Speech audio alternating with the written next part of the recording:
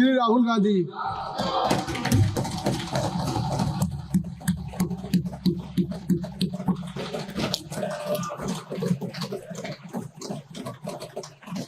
Thank you, Speaker Sir, for letting me speak today on the Constitution.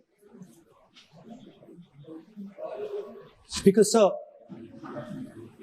in my last few speeches, I spoke about the concept of Abhay Mudra,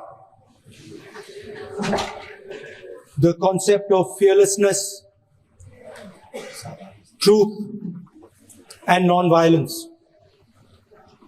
And I showed the House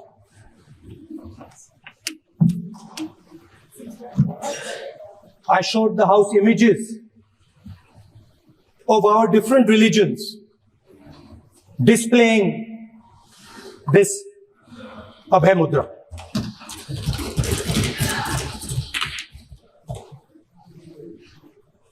People call the Constitution the longest written Constitution in the world.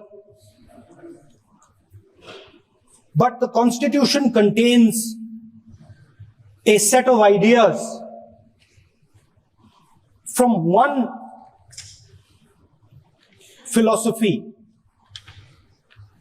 of our nation, one central philosophical set of ideas of our nation. When we look at the Constitution and we open the Constitution, we can hear the voice and the ideas of Ambedkar, of Mahatma Gandhi, of Jawaharlal Nehru. But where did those ideas come from? Those ideas came from an old, profound tradition in this country. Those ideas came from Shiva, from Guru Nanak, from Basavana, from Buddha, from Mahavir, from Kabir, from a list of people. So when we speak of the Constitution and we show the Constitution, of course it is a document of modern India, but it could never have been written without ancient India and her ideas.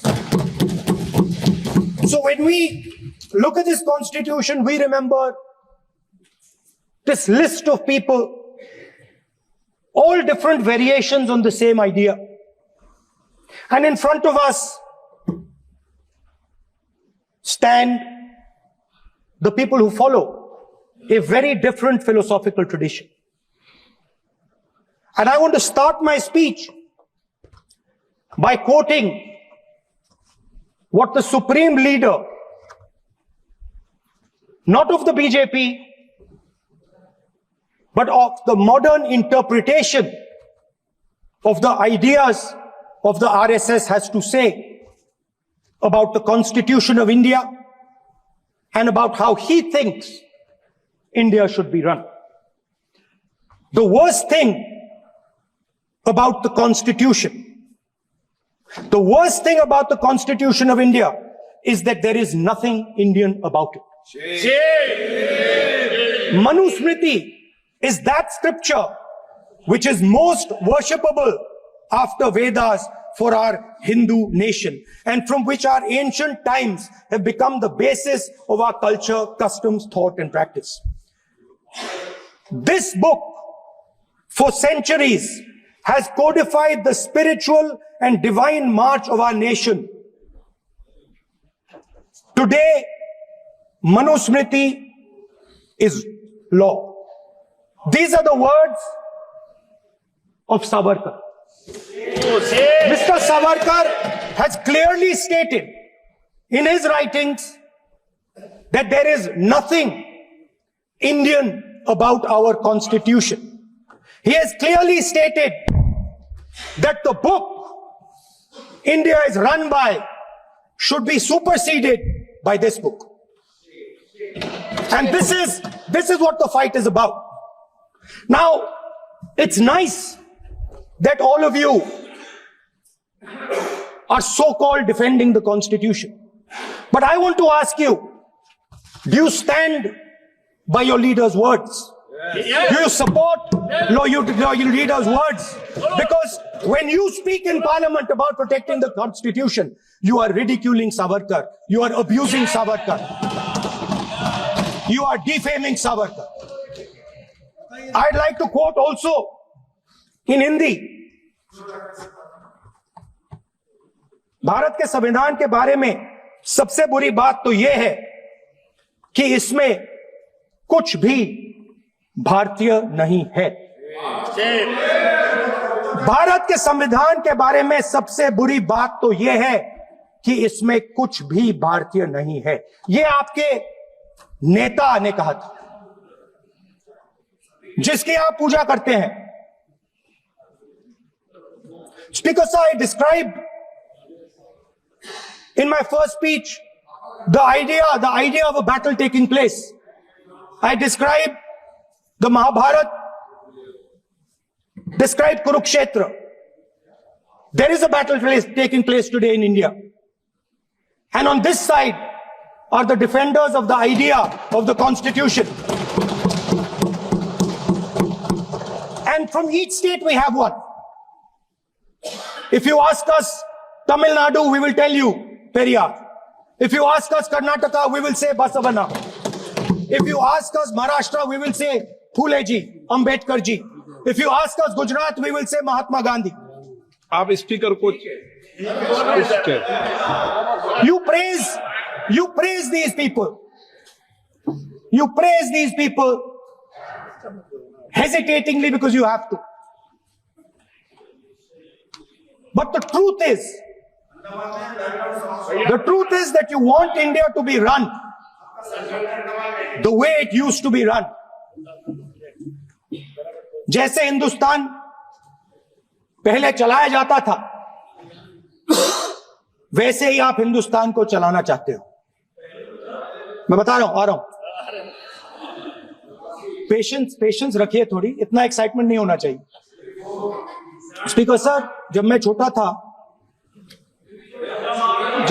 था दिल्ली में, speaker sir, Delhi के चारों ओर जंगल हुआ करता था।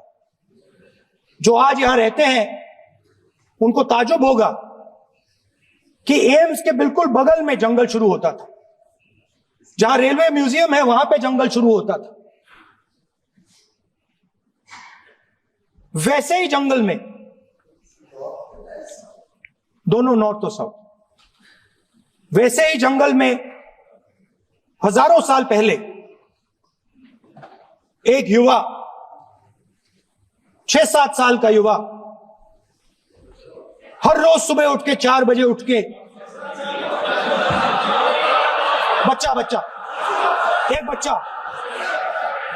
एक बच्चा, वाह बहुत बढ़िया, एक बच्चा 4 बजे उठ के तपस्या करता था। हर रोज सुबह तपस्या, हर रोज सुबह वो धनुष उठाकर तीर कमान चलाता था और घंटे उसने तपस्या की, सालों के लिए उसने तपस्या की।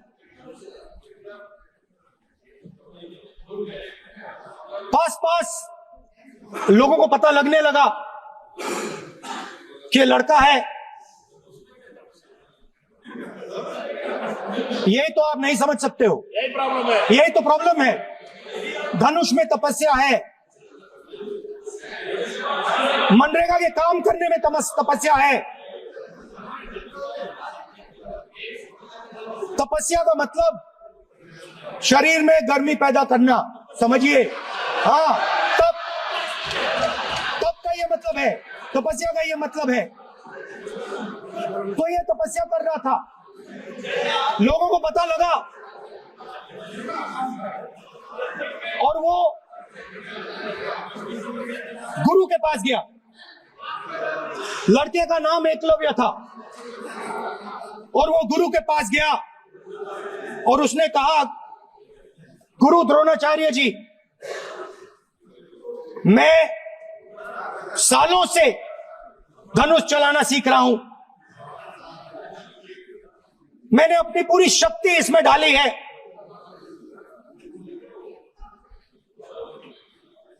आप मेरी मदद कीजिए, आप मेरे गुरु बनिए। द्रोणाचार्य जी ने एकलव्य को कहा कि आप ऊंची जात के नहीं हो,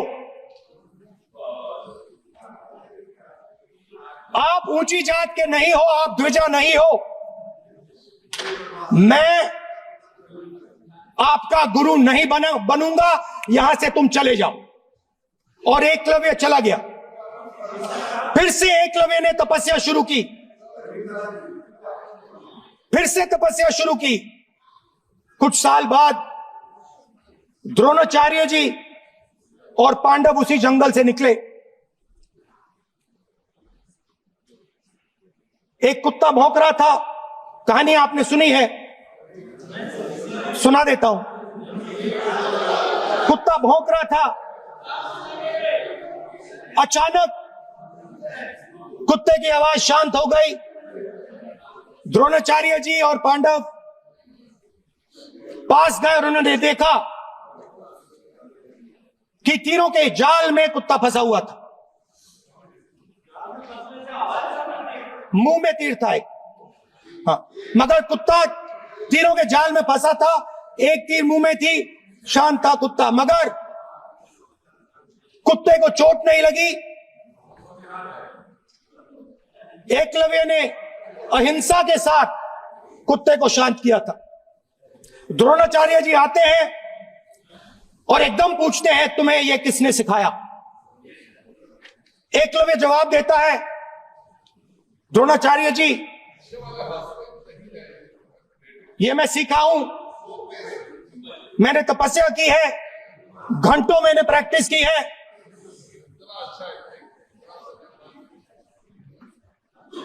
आपने मुझे गुरु बनने से मना किया था, तो मैंने एक मूर्ति,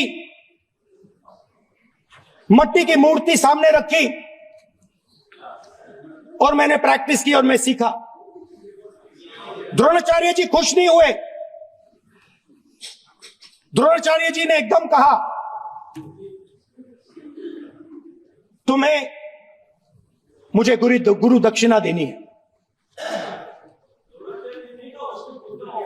नहीं नहीं, ये आपकी स्टोरी है, ये आपकी स्टोरी है। मेरी स्टोरी है कि द्रोणाचार्य ने पूछा।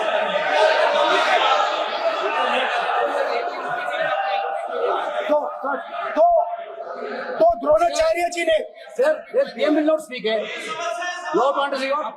If you are not giving order, Prime Minister has to speak. That you have to understand. If you are not giving protection, if you are not giving protection to LOP, then Prime Minister has to speak here. I will tell you. We will be very clear. माननीय सदस्य, आपको मैंने कई बार कहा, आप धमकी शब्दों में मत बोला करिए। एक मिनट क्या थी? द्रोणाचार्य जी ने, कार्य मंत्री बोले, कितना डिस्टर्बेंस कर रहे थे। द्रोणाचार्य जी ने कहा कि मुझे आप गुरु दक्षिणा दीजिए। मेरी स्पीच ले ली आपने। तो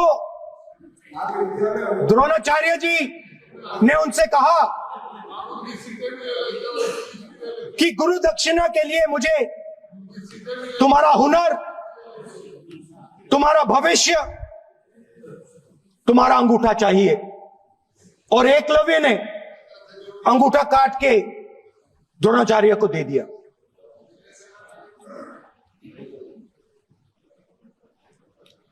यह अभय मुद्रा है। इसमें कॉन्फिडेंस, स्ट्रेंथ, निडरता कहां से आती है? हुनर से आती है, इस अंगूठे से आती है। ये लोग इसके खिलाफ हैं। जैसे द्रोणाचार्य जी ने एकलव्य का अंगूठा काटा, वैसे ही आप पूरे देश का अंगूठा काटने में लगे हुए हो। आप जैसे ही एकलव्य का, जैसे द्रोणाचार्य जी ने एकलव्य का अंगूठा काटा, वैसे ही आप हिंदुस्तान के युवाओं का जैसे ही एकलव्य ने, रुको सर, जैसे एकलव्य का अंगूठा काटा गया, वैसे ही आप हिंदुस्तान के युवाओं का सबका अंगूठा काटते हो। जब आप अदानी जी को धारावी देते हो, तो आप धारावी के जो एंटरप्रेन्योर्स हैं, जो स्मॉल एंड मीडियम बिजनेसेस हैं, उनका आप अंगूठा काटते हो। जब आप हिंदुस्तान के पोर्ट्स, एयरपोर्ट्स, डिफेंस इंडस्ट्री, ये सब जब आप अदानी को देते हो,